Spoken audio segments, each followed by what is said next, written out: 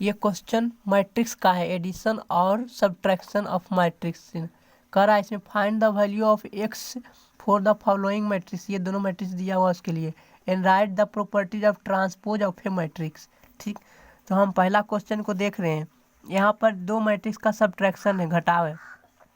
तो हम क्या करते हैं, इस तरह के सब्ट्रैक्शन ऑफ मैट्रिक्स में कोरस्पोंडिंग एलिमेंट को घटाएंगे और एडिशन में क्या करें, कोरस्पोंडिंग एलिमेंट को जोड़ेंगे।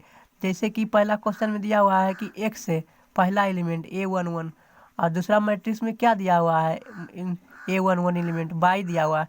तो इस पहले एलिमेंट में से इस पहले एलिमेंट को घटाएंगे।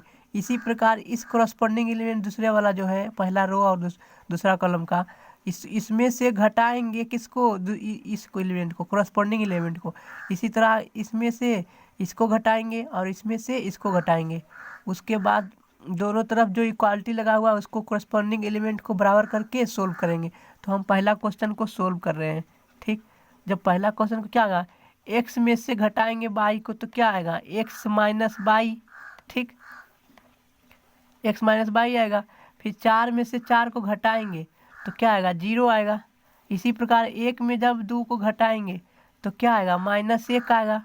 फिर इसी प्रकार 3x में से यहाँ पर माइनस माइनस प्लस हो जाएगा, 2y को घटाएंगे तो क्या हो जाएगा, प्लस में 2y, क्योंकि माइनस माइनस प्लस हो जाता है। अब ये क्या है, दाएं तरफ के बराबर है, मतलब क्या, 1 0 -1 और 8 है। ठीक, इसके बराबर है। तो जब बराबर है तो कोरस्पोंडिंग एलिमेंट बराबर होना चाहिए। ठीक, कोरस्पोंडिंग एलिमेंट बराबर होना चाहिए। तो देख रहे हैं कि x माइनस बाई बराबर किसके है, 1 के बराबर है। तो यहाँ से हम लिख सकते हैं कि x माइनस बाई बराबर 1 हो गया। ठीक, इक्वेशन नंबर 1। इसी प्रकार देख रहे हैं कि 2y जो है, 2y है, यहाँ से 2y जो है, सॉरी यहाँ पर 3x था ना, उसको जोड़ना पड़ता, 3x जोड़ना पड़ेगा। ठीक, 3x प्लस 2y जो है वो 8 के बराबर होगा।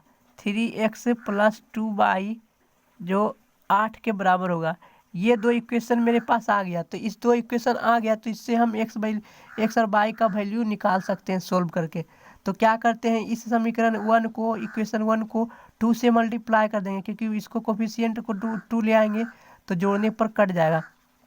तो जब हम इस इक्वेशन को 2 से मल्टीप्लाई करेंगे तो क्या हो जाएगा, 2x माइनस 2y बराबर 2।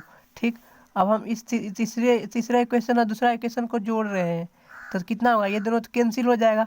तो 3 2 कितना हो जाएगा, 5x बराबर, इधर भी 8 2 10 हो गया।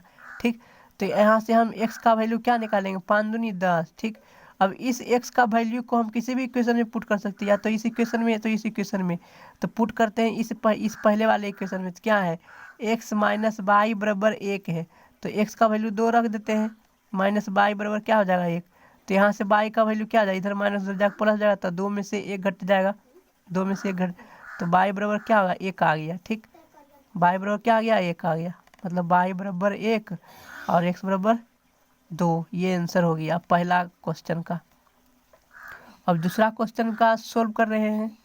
इसी प्रकार दूसरा क्वेश्चन में क्या है, जोड़ है, तो इस पहले एलिमेंट को इसके साथ जोड़ देंगे तो क्या हो जाएगा, x प्लस बाई। ठीक, फिर इसमें क्या होगा, दो तो 2 है, तो 2 2 कितना हो जाएगा, 4। इसी प्रकार क्या होगा, 1 और 1 जोड़ेंगे तो क्या होगा, 2। फिर क्या होगा, 2x प्लस माइनस 3y हो जाएगा जोड़ने पर।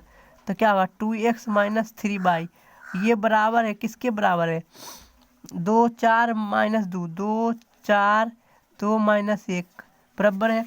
तो ये x प्लस बाई किसके बराबर होना चाहिए, 2 के बराबर होना चाहिए। तो यहाँ से हम लिख सकते हैं x प्लस बाई 2 के बराबर होना चाहिए, समीकरण 1। ठीक, इसी प्रकार 2x माइनस 3y किसके बराबर होना चाहिए, -1 के बराबर होना चाहिए।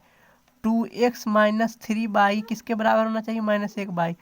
तो यहाँ से हम इस दोनों इक्वेशन को जब सोल्व करेंगे, इस दोनों इक्वेशन को सोल्व करेंगे तो क्या आएगा वैल्यू, तो सोल्व करने पर हम डायरेक्ट लिख देते हैं कि x बराबर 1 आएगा और y बराबर 1 आएगा। ठीक, ये आंसर होगा, इसे सोल्व करने पर आ जाएगा। ठीक, अब हम लिख रहे हैं क्या, properties of transpose of A matrix. एक मैट्रिक्स के ट्रांसपोज का प्रॉपर्टी लिख रहे हैं। ठीक, तो इसमें लिखते हैं हम इस प्रॉपर्टी को, क्या कहता है प्रॉपर्टी जो हम लिख रहे हैं। ठीक, properties of transpose of A matrix. तो पहला प्रॉपर्टी है कि अगर किसी भी मैट्रिक्स को ट्रांसपोज करते हैं तो वो ओरिजिनल मैट्रिक्स ही प्राप्त हो जाता है। ये पहला प्रॉपर्टी है। ठीक। दूसरा प्रॉपर्टी है कि दो मैट्रिक्स सम किया हुआ है उसके होल पूरे का ट्रांसपोज करते हैं तो वो बराबर हो सकता है कि ए का ट्रांसपोज जोड़ बी का ट्रांसपोज। इस तरह से जोड़ने पर भी वही आएगा रिजल्ट जो ए प्लस बी को जोड़ने के बाद ट्रांसपोज करने पर आता है। ठीक। इसी प्रकार तीसरा रिजल्ट क्या है, ए माइनस बी का होल ट्रांसपोज। पहले घटा दो, सब्ट्रैक्ट कर दो, उसके बाद ट्रांसपोज करो, या तो पहले ट्रांसपोज कर लो उसके बाद घटाओ, तो भी दोनों का रिजल्ट सेम आता है। ठीक।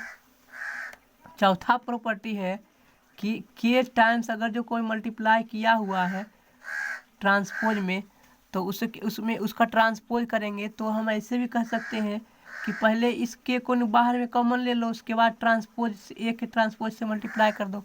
ये भी फार्मूला ही है। ठीक, प्रॉपर्टी है।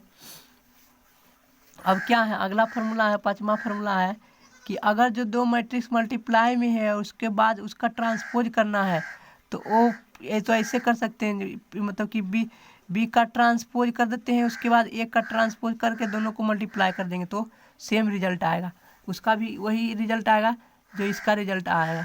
ठीक।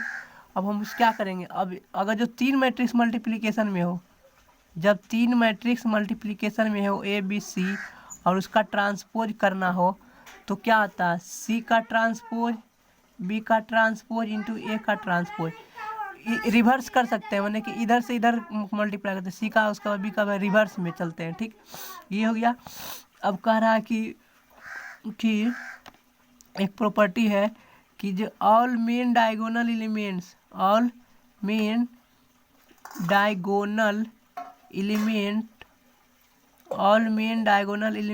Of A skew symmetric matrix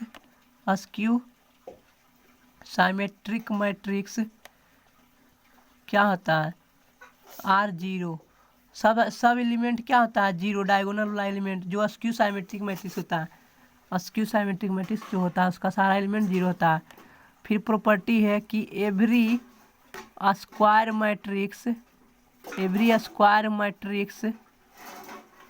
can be uniquely माने एक अद्वितीय रूप में uniquely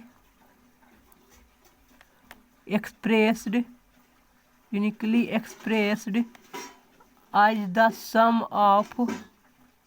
as the sum of symmetric matrix और skew symmetric matrix and skew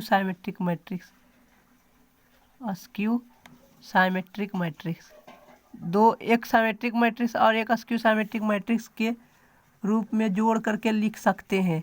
और जैसे कि कोई ए मैट्रिक्स ए है तो इसको किसके रूप में लिखना है, सम ऑफ स्क्यू साइमेट्रिक मैट्रिक्स या सिमेट्रिक मैट्रिक्स। तो ए प्लस ए ट्रांसपोज और आधा, ये हो गया साइमेट्रिक मैट्रिक्स, और इसका आधा ए माइनस ए ट्रांसपोज जो आएगा ये हो गया स्क्यू साइमेट्रिक मैट्रिक्स। ये हो गया स्क्यू साइमेट्रिक मैट्रिक्स और ये हो गया साइमेट्रिक मैट्रिक्स। इन दोनों को जोड़ेंगे तो ए के बराबर आ जाएगा, क्योंकि देख रहे हैं कि इसका कैंसिल करेंगे इसके साथ तो कैंसिल हो जाएगा और ए आ जाएगा। तो इस तरह से साइमेट्रिक मैट्रिक्स और स्क्यू साइमेट्रिक मैट्रिक्स के रूप में लिख सकते हैं किसी भी मैट्रिक्स को। ठीक। और फिर और भी प्रॉपर्टीज है कि all positive integral power of symmetric matrix क्या होता है, आर साइमेट्रिक। क्या होता है, साइमेट्रिक होता है। ठीक होता है, क्या होता है, साइमेट्रिक होता है। ठीक, ये और कुछ प्रॉपर्टी है जो बाद में लिखेंगे। ठीक।